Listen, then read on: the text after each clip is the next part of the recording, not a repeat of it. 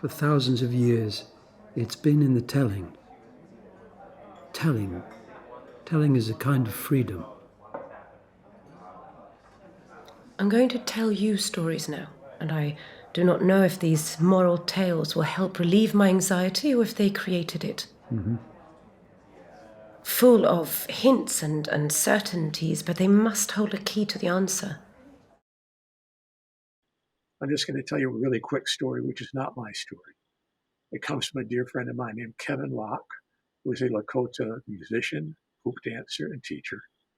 Kevin told me he was doing a program at the Meskwaki Reservation in Iowa and walked outside before the program and stood there in the tall grass and listened to the wind and heard a song in the wind. And he tried to play it on his flute. And pretty soon he had this new song, which he'd never heard before. And he performed it that evening for the Meskwaki community. And afterwards, elders came up to him and said, "Thank you so much for doing that song of ours. We didn't know other people knew it." It was held by the wind. So I think that we are often finding in the wind those stories that are held for us and remain there for us. I'm going to talk about how I went from engineering to writing and storytelling. And I've been always one of those people. I feel like all of us when we're younger, we're into the arts and, we're like, oh, I can do it. And someone's like, no, how are you going to make it? How are you going to eat? In fact, my best friend and I, when we were younger, we wrote Anna Martin, who was the author of the Babysitters Club, saying we wanted to be like her when we grew up. And she was like, I don't remember what the letter said, but I remember it said something about starving artists. And I was like, I do like food. Um, and so I was like, well, I'm good at science. And so I became a chemical engineer and I started working for the Department of Defense. And I was working on weapons during the time we were at two wars. And I remember I would come into work every day and I would see like these huge glossy photographs of soldiers firing weapons. And they were beautiful, bright lights, everything. But at the same time, I questioned, what about when those weapons hit their target? Like, where's the picture of the rubble? Where's the picture of the bodies? Where are these pictures at? And so one day I asked my boss, and I was like, are we ever going to have any pictures of the results of these weapons hidden things? And he thought about it, and he was like, who wants to come to work and see that? And I was like, in my head, I was like, what about those people? What about those stories? And so I just started writing like crazy, but it was always that idea of like, where are those stories at? And that's what kind of drives me to be here, drives me to write every day. Well, I'm a composer and pianist, so I've been interested in how stories and music work together, how music can deepen and amplify the emotions in stories, and how stories can inform the music you hear. And that started when I was really young. My great-grandfather was a professional baseball player. He died when I was just maybe 3 years old, but he played baseball in the days of Ty Cobb in the first couple decades of the 1900s. And so this is a fascinating person in our family history. And the only thing I had was a cassette recording that he had made late in life. He was interviewed on one of the local radio stations. And on the other side, he was telling some stories and singing some songs. And as I got older, I thought it'd be really interesting to improvise piano to his voice and kind of have a conversation. And this really resonated with me because it was a way of connecting with my family, with my past. And I started thinking about how I can expand that to whole communities instead of just interacting with members of my family. So I've traveled all around the world, meeting people and talking with them, having conversations, having them share their stories with me, and then turning those stories into music.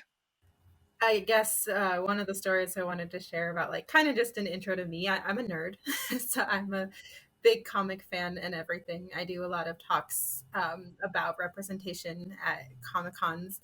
And this is kind of a funny story, but one year for Denver Pop Culture Con, we had a panel about representation in Native comics. And particularly, it was about kind of the stereotypes and the tropes of like the Pocahontas hair and, the wind always blowing through the hair and the feathers.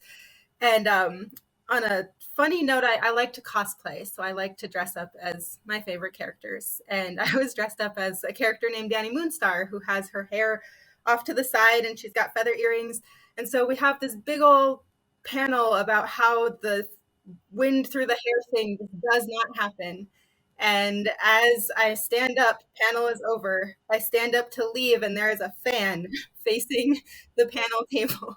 So as I stand up, this big gust of wind comes, and so my hair and the feathers are all blowing in the wind, and I completely negated the whole point of our panel about how that does not happen. So it was just kind of a funny moment for doing panels on that. And then, of course, all my panelists were like, Christina, you're perpetuating the stereotype. And I was like, yep, yeah, that was bad timing. But yeah, that's my just little insight into the goofiness that is me. Oh, thank you very much, everybody. What a wonderful start. My name is Sheldon Solomon. I'm an experimental social psychologist at Skidmore College, and I am delighted to serve as the faculty coordinator for All Things Have Standing and to have been the presenter for the first section of All Things Have Standing, a three-part overview of the psychological constructs that serve as the foundation for the Spark Hunter file: being, becoming, and not being. So, when we were pondering how to proceed in terms of our advanced topics for the psychology section of All Things Have Standing, we just couldn't help but notice that the Spark Hunter file is a great story. And in that story, the hero of the drama comes to know herself in part through narrative accounts of her own experiences. That is, from telling stories. And that when I was trying to provide scientific explanations for the ideas in All Things Have Standing, I couldn't help it. I found the best way to communicate was to try and do it through a story. Well, then it hit us. And of course, maybe psychologists are always the last ones to come up with ideas. It's always the artists and the poets and the storytellers first. But there's something about storytelling that is central to the human experience. Both telling stories and listening to stories comes naturally to us. We crave to tell our stories to others and to hear others' stories. You know, how many times have you started a casual conversation, or at least me, when I meet somebody, I'm like, wow, what's your story? Or when I introduce myself, sometimes I'm like, well, here's my story. And indeed, storytelling is universal. What the evolutionary theorists tell us these days is that storytelling may have literally been the critical human adaptation that explains why we're here today. Otherwise, we would have expired long ago from despair. That it's because of our stories that we're able to, as social creatures, be coordinated, that our stories foster social cohesion, cooperation, at our best, equality. And it's from our stories that our very sense of ourself ultimately emerges. Well, to the extent that anything that I've said is true, well, then there really is nothing better than a good story. And so that brings us to our session today, which we've devoted, or will devote rather, to a discussion of the role of storytelling in human affairs. And we're extraordinarily fortunate to have enticed a very fine group of storytellers gathering together in order to help us in our consideration of the pervasive role of stories. All right, so with us today, we've got Christina Maldonado Badhand, and I'll turn things over to you, Christina, for a minute to tell us where you are and who you are and what you're doing these days. Okay, thank you. I'm Shichangu Lakota in Cherokee. I'm a teaching artist, graphic designer, illustrator. Got about 10 years plus of experience doing after schools and summer programs with students. Very into the fan and pop culture side of things. Do a lot of talks around representation in pop culture and kind of dissecting pop culture through an SEL standpoint. Um, been basically drawing since I could hold a pencil. So art has definitely been a big part of my life, arts and crafts. I'm from Taos, New Mexico, So I was born and raised in Taos. My dad actually finds this hilarious, but all of my siblings, I'm the youngest of four, were born in Denver, Colorado. And then I was the only one born in Taos, New Mexico. And when I came up here for college, the Art Institute of Colorado, I stayed in Denver and all my siblings moved to Taos. So my dad thinks that's hilarious that we switched somehow. And my roots are very deeply ingrained here in Denver and in the Native community. I do a lot of community outreach and worked a lot with a lot of the different schools and Native organizations around Denver, especially as a graphic designer doing logo designs for all of those programs. And now I'm at the Denver Art Museum, which I'm really, really excited about. Oh, very lovely. All right, Daniel Kelly, let's go to you. Yeah. I'm a pianist composer. I live in the Hudson Valley, just north of New York City. And I've been spending the past 12 years traveling around the country, interviewing people, sharing their personal stories, and transforming that into music. But the cool thing is when I talk to them, I record the stories and find those special golden moments that really resonate with me, and I hope that resonate with the audience. And I use those moments where our conversation goes to somewhere where it's very meaningful for the person I'm speaking with. And those are the things that we turn into song and music. And those recordings are actually used in our performances. So the people I speak with are in the audience. They're there with their friends and families and neighbors, and they're hearing their personal experiences and stories uplifted, and then hopefully deepened and connected even more to the emotions through music.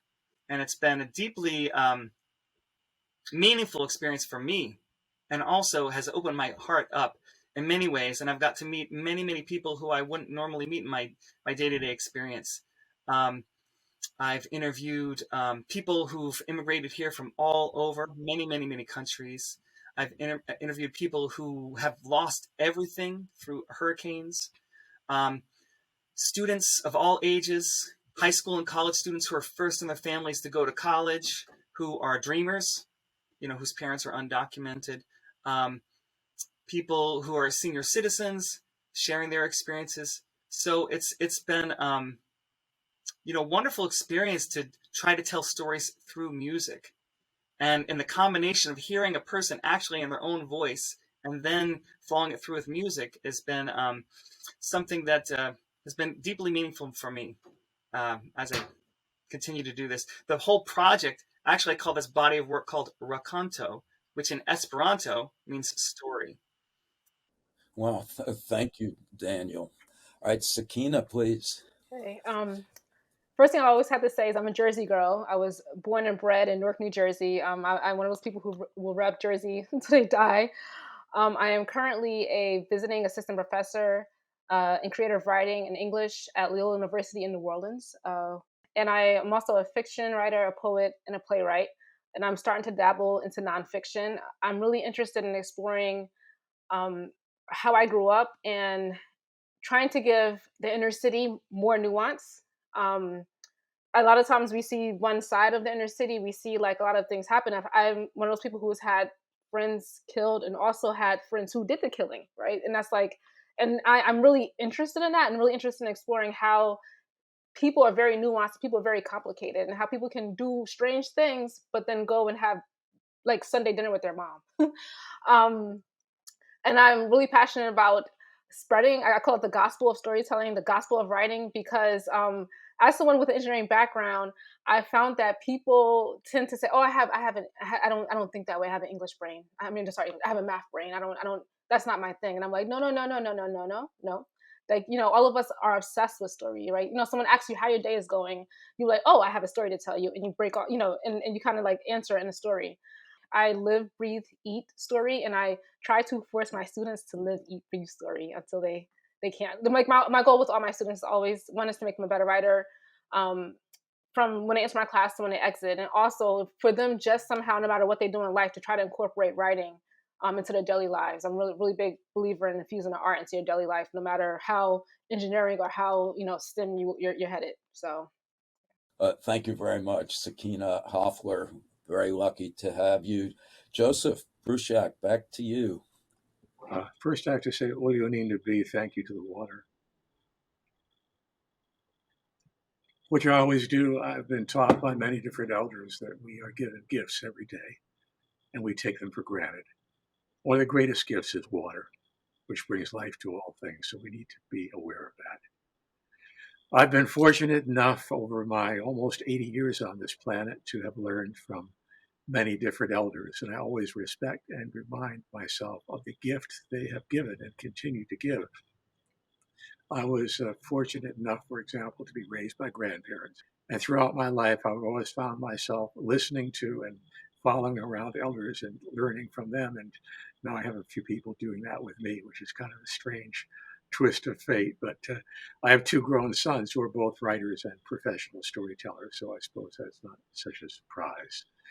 I am best known, I think, probably as an author. I have over 180 books now that have been published. And one of my more recent books called Code Talker, which is about the Navajos in World War II. We used their language to create an unbreakable code during World War II, was just recently chosen as one of the 100 best YA books of all time by Time Magazine, which is kind of cool because it's their story. It's not my story. I worked with Navajo code talkers, listening to them, sharing what I wrote, and making sure I was getting it right. And I think that's one of the best things we can do as writers, as storytellers, as human beings, is to acknowledge those people who share with us those things that are such powerful motions into a future that can bring us all together. I firmly believe in one of the great teachings of our traditional way, which is that we are in a circle. In that circle, we're all connected. We're all sitting at the same level. In a circle, we can all see each other's faces. In a circle, we're all the same distance from the center. Yet also in that circle, every place on the circle which is equal to every other is also unique and different. And so there are always stories to be told there. To backtrack a little bit, I've always learned from the natural world. And all things do have standing, especially the world around us. It is my traditional belief that everything is aware of us, that we need to be aware of everything, that animals talk, they speak to me all the time. They have emotions, they have stories too. We didn't start storytelling. With that in mind, we're so delighted to have Christina Maldonado Badhand and Sakina Hoffler, Daniel Kelly, Joseph Bruchak. And I'm just going to start by tossing out to everybody some very broad questions. What is a story in your mind? What's your sense of the role of stories, making them, telling them, listening to them in human affairs in general? And definitely feel free to expand and elaborate, because we're seeing this as a very foundation for the discussion that will then ensue. I feel like I don't have an exact definition for what story is, except for sometimes I tell my students, all right, there has to be a beginning, a middle, and an end. There has to be characters. The character has to want something. We always try to look for a connection within that story. We always try to look for ourselves and try to place ourselves in that story. We always try to look for meaning. One of the things I feel like you mentioned in the intro about how humans might not have progressed had there not been story. I always think about I was raised in a very religious household, and I think what holds our religions together is story. Like when I used to read the stories about prophets when I was younger, I would like they always had some journey, they always had some mission, and they always had some goals, and there was some strife, and then something stopped them from getting there, and eventually they got their goals. And as I got older, and I kind of saw more religion as like more of a myth thing, I started to just kind of expand and see like how story can kind of, I don't know, in a way drive society.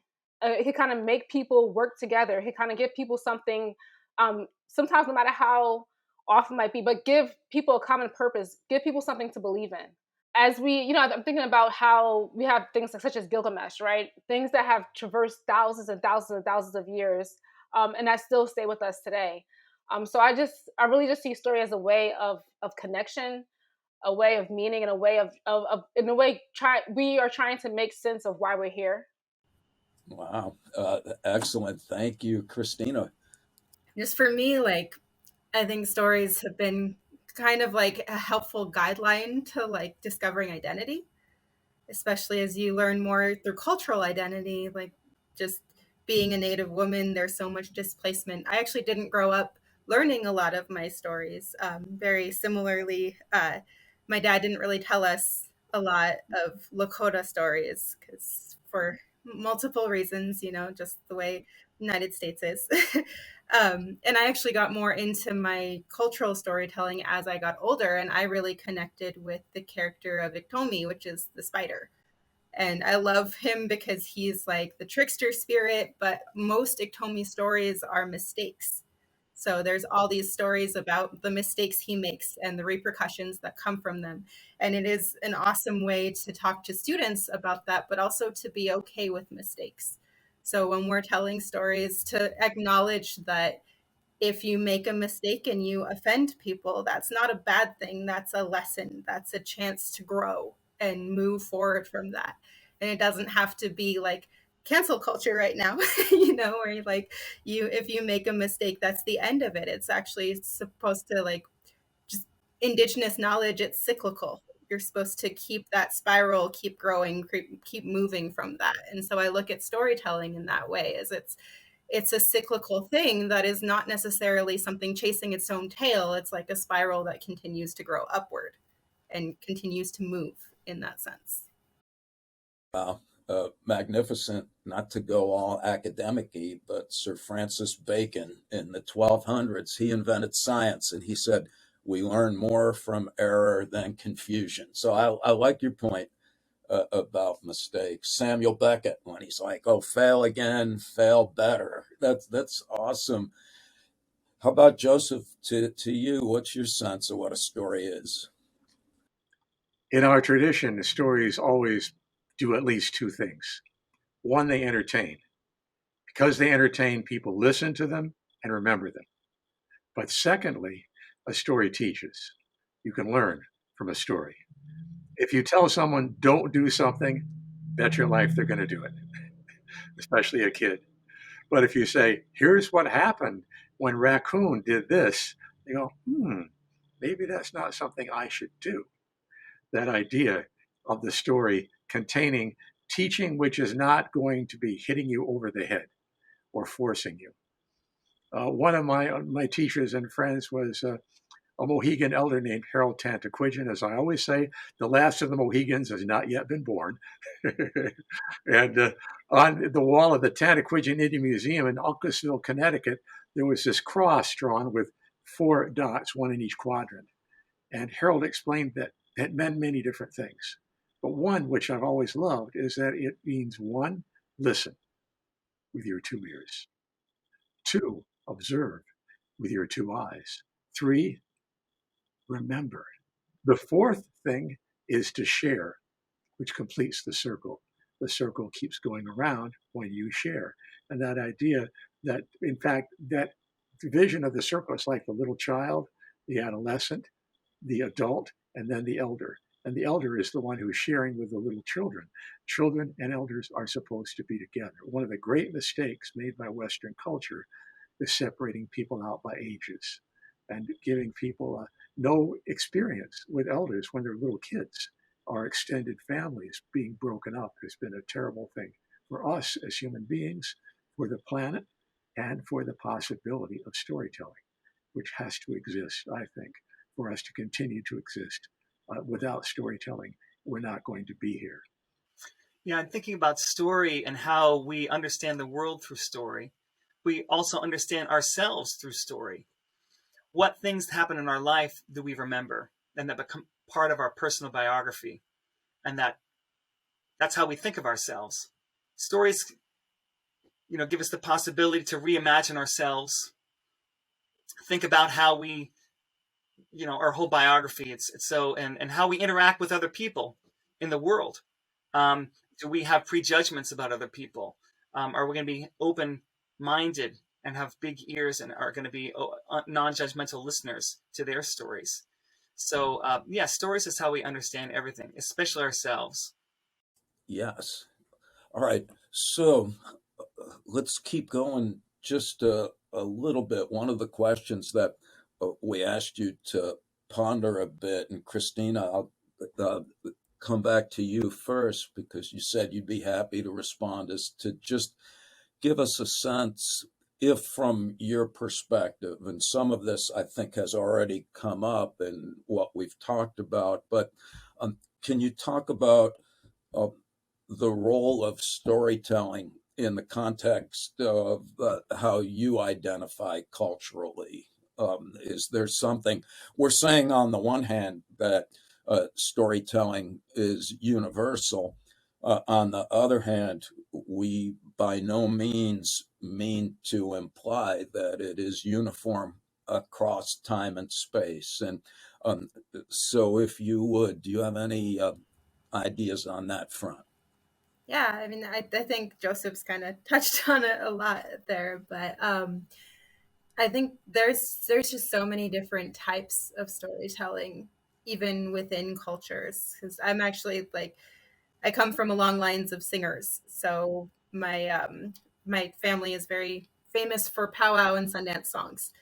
And I think that is something that I grew up without even really registering. That was a type of story that I was hearing, because singing at the drum, there's just a lot in there. My most women don't sing at drums, usually at powwows, but my dad always welcomed women, so his drum group was always half women. So it was a lot of ladies that I grew up with, my mom, my sisters, and I.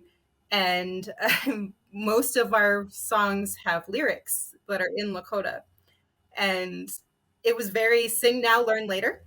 So when you're learning the songs, it was like I had to read people's lips to make sure I was saying the words right. And again, it wasn't until I got older that I actually started understanding what those lyrics were and realizing that we were actually singing like actual stories. We were singing stories about community and about people. A lot of like the oldest songs that I remember singing for like intertribal are actually people's songs. So like ladies that I grew up knowing, it's their personal song that my dad wrote for them. That actually is their story.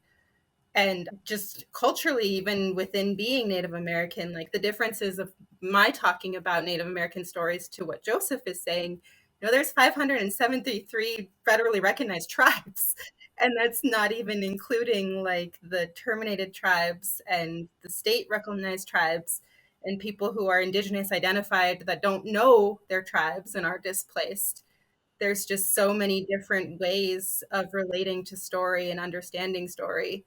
Um, uh, Daniel, I'm going to go to you because you said you would tackle this one. What makes a story healing for the storyteller? And then we'll have everybody jump in.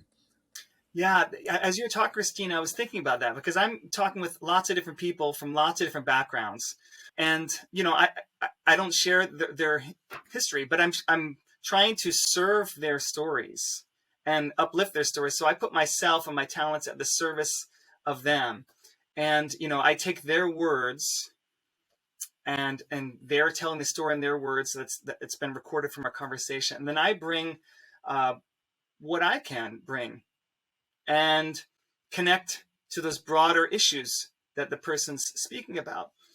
If I'm talking to a farmer who's talking about the struggles of keeping their family farm, which has been in their family for generations, just to kind of keep it afloat because it's just so hard. They're saying, I get up in the morning, every morning to milk the cows, but I can't even sell the milk enough to pay for my expenses. And they're sharing these stories. It's not my story. Before I did this project, I had actually never even talked to a farmer one-on-one before, but I try to bring my compassion, my empathy, my open heart, and serve their story and bring what talents I can bring as a composer and as somebody who combines, these recorded stories and interviewing people and their personal stories together. It's really like I'm trying to uplift this person's story and experience and share it with a broader audience, and also just affirm them and listen and hear them. When people realize that you're listening to them, and it makes all the difference just to have that voice be heard, and then know that I'm going to go back home and listen to that interview over and over and over and over again, and that I'll actually be writing music to it. It's a lot of times even the interviews are very emotional, but even when I perform the pieces and they hear their voice and they hear a piece of music, um, they'll come up to me after the concert and say, I was in tears. And it's just it's such an honor. But it's also, I take my ego out of it. And I guess that's enabled me to feel like I have the permission to tell these different people's stories. Wow. Reflective. Yeah. Yeah. I did a short comic from with Pop Culture Classroom that was about a tale of Sand Creek. So they wanted to do a lesson plan on Sand Creek for third graders. And this was kind of a really interesting ask because it's a very dark point in history for Colorado. And it's got a lot of really negative feelings around it. But in order to teach the kids about it, I also wanted to make sure that they weren't getting the lesson that all these people were extinct. You know, that the white people came in and wiped out this tribe and that was the end of it. So what I actually did was I interviewed an elder in our community, Virginia Allrunner, and I got to know her really well in the time that I interviewed her. And it was actually just before she suffered from dementia. So I love the fact that I got that time with her. She showed me her regalia and she just talked to me about the story that I was going to tell because her grandfather survived Sand Creek as a baby. And it was a really amazing story that I wanted to illustrate. But I also got to hear all about her adventures and just like the crazy stuff that she did as a woman, as a young woman, like traveling the world, speaking German. Like she just had this like amazing life that I got a chance to talk to her about while I was interviewing her for this story. So Daniel, I totally understand like when you interview somebody, like hearing that and being able to reflect it back in a comic form for me with like, you know, teaching guides with it. But she passed away a few years ago. And at Denver March Powwow this year, they actually had a memorial service for her. And they called up my dad and I. And when they called me up, they gave me this big old card that said, "Thank you for telling our grandmother's story." And I was like, I got all like teary eyed. I was just like, oh my gosh. Like, it's awesome because, you know, that is something that people reach out to me because of that comic. And Sakina, if I could jump in, you said you'd be happy to talk a bit about what makes a story compelling for a listener. Can we shift just a little bit in that direction? I always think of storytelling as an interactive experience. And so in order to tell a story, you need a listener. And I feel like when you have an audience, you tend to, I'm gonna say like you tend to like, even now I'm talking to you guys, I'm like, I'm like, oh, I'm talking, use my hands. I can't help it. But like you put energy and effort into your story to kind of engage an audience, right? And I said in the beginning, like, you know, stories tend to have a beginning, middle, and end. And there's something I want to say.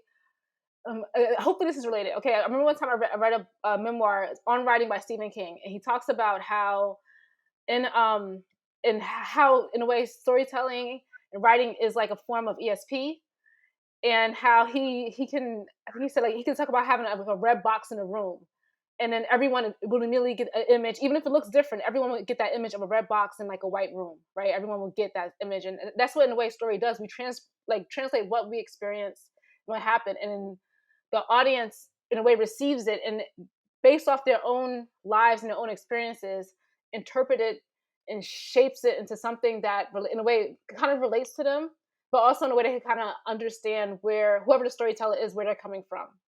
But I remember one time I had a professor who, when we were doing 19th century women writers, and she would be like, "Oh, girl, let me tell you about this author. Did you hear her husband did blah blah blah?" And we'd be like, "Oh, did she?" And like as if like this was like her best friend.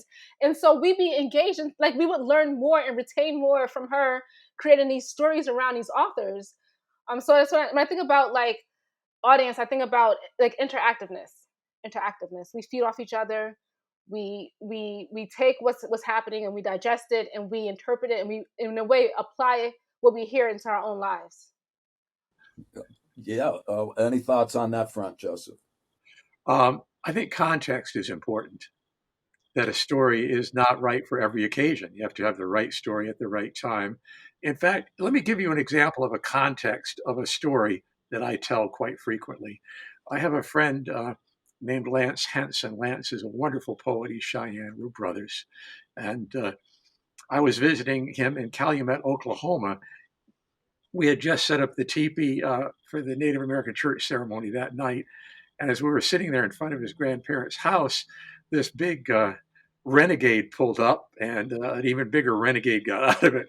This guy was like 6'10" and came walking over to us and glowered down at me. And Lance said, "Joe, this is my friend Red Stonecalf." Well, when I heard the name Red Stonecalf, the shiver went down my back, because Stonecalf was one of the great peace chiefs of the Cheyenne people and was reputed to be the biggest man on the Southern Plains. I knew this had to be his lineal descendant, and it was indeed his great great grandson. And then he said to Red, "This is my buddy Joe. He's a teacher from the East." And Red looked at me and said, "Teacher, huh? I know a story about a teacher." I said, "Oh, I'd love to hear it." He said, "Well, this little Indian kid was standing in the middle of the hallway with something in his hand, and the teacher came up and said, 'What you got there?' And the little kid said, 'Horse manure.' The teacher said, 'What are you doing with that?' 'I'm making a teacher.' The teacher was horrified, ran right to the office, got the principal. The principal came out. Little kid's still there.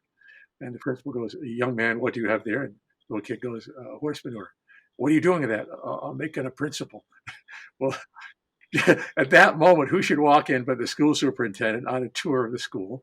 And the principal went and said what was going on. And the school superintendent said, "By the way," Red's voice changed as he said, the school sort of, "Oh, don't worry. I'm a school superintendent with an advanced degree. I can handle any small Indian child." And the school superintendent walks over to the little boy and says, "A young man, what do you have there?" And the little kid goes, "Got me some horse manure." The school superintendent goes, "Oh, and I suppose you're going to tell me that you're making a school superintendent with that horse manure?" And the little kid goes, "I don't have nearly enough." Well, that was a story that Red told us. And then, Lance and I just sat there, neither one wanting to be the first one to say something. And finally I said, "Boy, Lance, Red really got me good with that story." And Lance said, "Got you, brother. He knows I'm running for the school board." So, yeah, there's a story within a story. That's an example of how stories work. There's a specific context, there's a setting, and there's an application to that story. Wow. Yeah, and I just finished Vine Deloria's book, Red Earth, White Lies, uh, where he makes a remarkable point that we need to pay attention to stories not only out of respect and with regard to their psychosocial benefits, but to also be aware of the fact that stories contain the accumulated wisdom of thousands of years of experience in particular environments, and how lots of native tales are about catastrophic events, often related to weather, that used to be dismissed as just some kind of superstition, when we now are coming to realize that there are actual accounts of environmental perturbations that include adaptive responses to them. So it's not necessarily just allegorical or wishful thinking. There's nuggets of knowledge that will be irretrievably lost if we don't hold on to all of these wisdoms. All right. If I might just intrude for a second, I have to harken back to your statement that Francis Bacon invented science. We had science before Francis Bacon. We often had it through our stories. I was part of a conference that Vine put together based on Red Earth, White Lies in Denver, Colorado, one of my favorite places. And I focused on the way our stories are 10,000 years old, because we have stories of woolly mammoths. We have stories of glaciers. Those stories are part of our oral tradition, and we remember it very clearly through these stories. And indeed, the stories also are prophetic of what could happen as a result of what happened back then, what could happen in the future. So your point is very, very well made. And excuse me for intruding, but I said to throw that in there. Oh, this is awesome. All right, I'm going to toss out one more question, and then I'll let's have everybody go around and either tell a story or anything that you'd like to say. All right, how does storytelling help relieve human existential anxiety? Not to go too broad, but any thoughts on that matter? Well, let me just say one quick thing, that it reminds us that it doesn't end with us. And that's very important. No, good enough. So that it confers a sense of continuity. I think that's important. Anybody, let's make this a buffet of. I think that connection piece that Sakina was talking about too, is like not isolating, because when you're in anxiety, you tend to future trip and isolate yourself. But All right. storytelling provides that connection and like relationship to other things where you're not alone. Nice. Continuity, connection. Like in terms of, I think about fiction sometimes, and I call fiction a fire drill. If that makes any sense. I have a purpose to this, and it's because like I'm a speculative fiction writer, and so I think about what if all the time. What if the world? What if the environment engulfs us all? What if, like, what if there are robot overlords? But also, like, what if there's a World War III? What if all these things? And writing down my fears and writing down all the possible scenarios of ways things can go, it calms me. I've already thought about it. I've like kind of exercised it from my system. I'm trying to think why. I remember why I call it a fire drill. In terms of, like, fire drill, you prepare for the end so that if something does happen, you've already thought it out. And in that way, fiction allows me to think it out. And I've already thought of, okay, if this thing happens, I've already got a plan.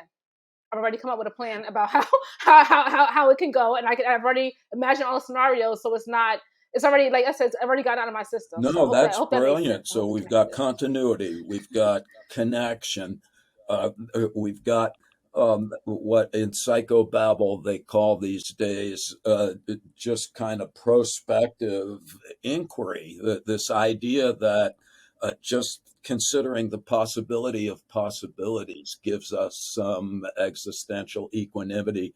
To your point, these stories, ancient stories, there's knowledge encoded in them, and there's teaching stories like we're talking about. But I also am really inspired by people like Carl Jung, who've studied ancient fairy tales and looked into it and saw the messaging, the kind of psychological messaging that's encoded in there that's maybe not conscious. I mean, there's some reason why these stories have lasted for thousands of years. It's more just than just a teaching thing. There's something that really resonates deep within us, the collective unconscious. It touches on different archetypes or symbols that really speak to us. So there's something that's feeding us, even if it's not conscious, in these old stories. And if you look into it and engage with the story the way that someone like Jung did, all of a sudden you do find a lot of healing and a lot of just direction and information about how it can apply to your life and your place here on the planet. So it's operating on so many different levels. Writing about them, writing music about them, creating art about them. There's reasons. I mean, it just speaks to our humanity. I just love that idea that we're getting this stuff that maybe we're not even consciously understanding, but it's moving things around inside us psychically, inside our soul. And I think the thing that we're doing, as artists and storytellers, engaging with our art, I think we find great meaning in that. When Christina's drawing, when Sakina's writing, when Joseph is telling the stories, when I'm using music, it's hitting us on so many different levels. Like, it's feeding our soul in ways that we can't really articulate in words, and we're using our art form. All right, let's keep going then. All things have standing. How or can we tell stories in a responsible way about things that don't speak our language? The river, a tree, a stone. Well, for me, I'm really big on the research. Whenever anybody asks that question, I'm like, it's really important to understand what you're talking about. Whether you're telling a story verbally or doing a song, it's really important to understand where you're coming from with that, especially if you're dealing with something that isn't your story, like I had mentioned before. If it's a culture or a story about an animal, it's really important to understand that place of where you're coming from and what all of that might mean to the people that you're trying to breach basically through that story or that logo or that image or song or whatever. It's just really important to understand where that is coming from. One of the exercises I push a lot is radical empathy, and especially in creating. Like, think about when we tell stories in a way. I always say like we're like the protagonist of our own stories, especially when they're true. When how we paint other people. So I really emphasize radical empathy in terms of for my students, I usually have them list people they don't agree with, they can't stand, and I have them list the reasons why they can't stand them. And then I do like a little definition about what empathy is, about how we don't have to agree with someone, but how did someone arrive at a certain place based off of their life experiences. And then I set a timer for 15 minutes and I say, okay, now we're going to write in the first person I in the other person's experiences. No matter, and it's supposed to feel awkward and it's supposed to feel difficult. And it also helps you understand when you're writing nonfiction, how is this person that I've had trouble with human? Right? How can I connect with them, even if I don't agree with them? I don't agree with them, but how can I connect with them at least? How can I understand how they got to where they are today? So that's one of the things I use. Yeah. How about rocks and trees? Can we have radical empathy and tell their stories? Yes.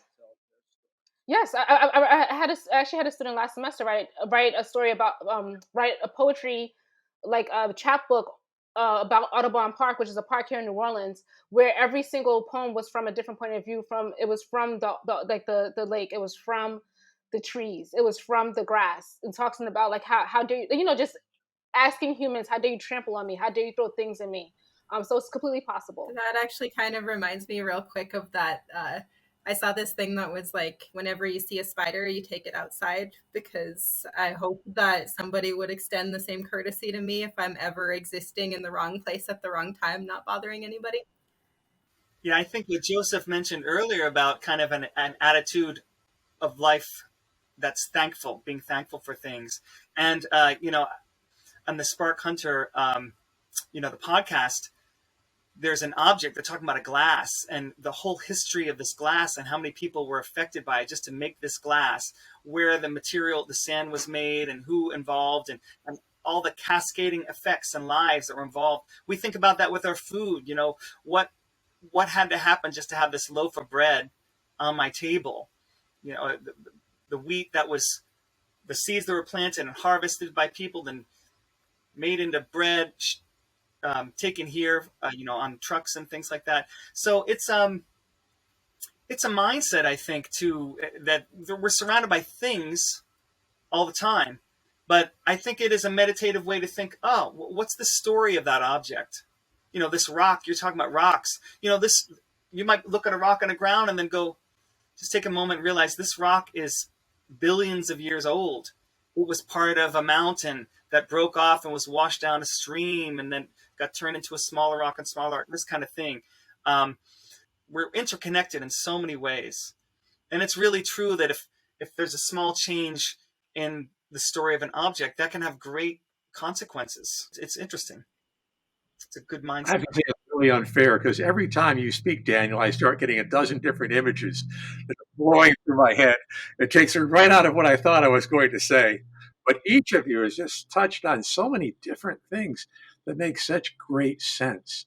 And I think if we go back to our indigenous way of looking at things, they're not objects. They are living.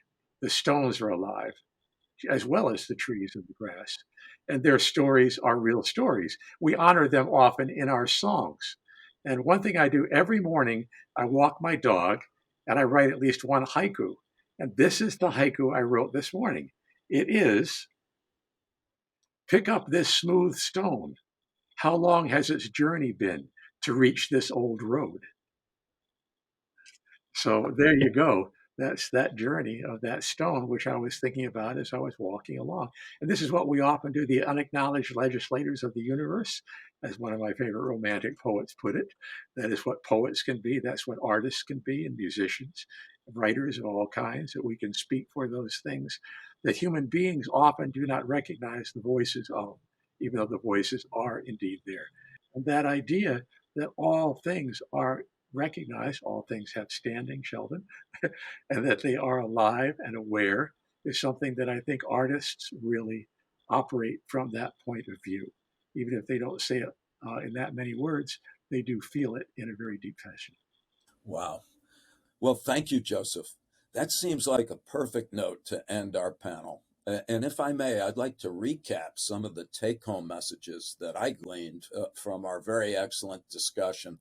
I heard, perhaps first and foremost, that there's something about storytelling that's fundamental to the human experience, to our being, becoming, and not being.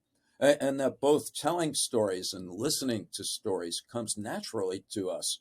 We crave to tell our stories to others and to hear other stories. And in part, I learned from you all that storytelling fosters social cohesion. It makes us more cooperative. It brings out the best in us in terms of our moral virtues. It makes us feel better about ourselves, and it fosters creativity. And I heard from you all that stories, moreover, enable us to explore our identities as individuals and as human beings, or better yet, as humans being. And everything today, as I was listening to the panel, reminded me of a quote from Joseph Conrad, one of my favorite authors. Conrad writes about stories and art, and he says that they speak to our capacity for delight and wonder, to the sense of mystery surrounding our lives, to our sense of pity and beauty and pain, to the latent feeling of fellowship with all creation, and to the subtle but invincible conviction of solidarity that knits together the loneliness of innumerable hearts, to the solitary in dreams, in joy, in sorrow, in aspirations, in illusions, in hope, in fear, which binds men to each other, which binds together all humanity, the dead to the living, and the living to the unborn. And to me, that beautifully sums up a lot of the ideas that I heard in the panel, that stories give us a sense of connection to and continuity with all that is. And in our finest moments, we reap the existential benefits of telling as well as listening to stories. And I remember as we were just listening to you all tell stories in the panel, that it really made me feel uplifted and alive. And it reminded me of Martin Heidegger's description of authentic living, that people in that state of mind, they're looking forward to the future with admirable determination.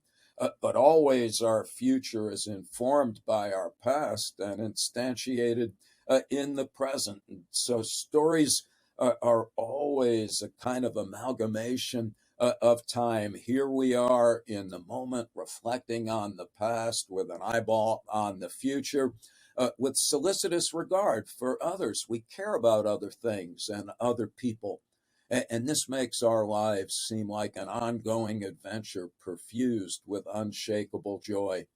In sum, then, what I heard from you all is that stories plumb the depths of our souls. And I would even go so far as to propose that that is our self or our soul, that our stories are our identities, narrative accounts of our own experiences as they unfold over time and in space. So thank you, Christina Maldonado Badhand, Sakina Hoffler, Daniel Kelly, and Joseph Bruchek. You have told great stories about stories. I have found it most uplifting and engaging. Well, this concludes our discussion of storytelling. So now what? Recall that a primary goal of all things have standing is to pose ethical questions and to seek pragmatic responses in order to effectively address major challenges that currently confront us. How do we learn to live with machines that are exponentially smarter than us? Is there a way forward to solving the impending climate crisis? How do we diminish burgeoning ethnic tensions and religious hostilities, as well as rampant political and economic instability? Can humans develop sustainable solutions to large-scale technical and social problems? As we shall soon see, addressing these questions requires serious engagement with ethical considerations. To these poignantly profound matters we next turned, where we will seriously ponder the notion that all things have standing and the implications of this radical concept for ethics as well as life in general.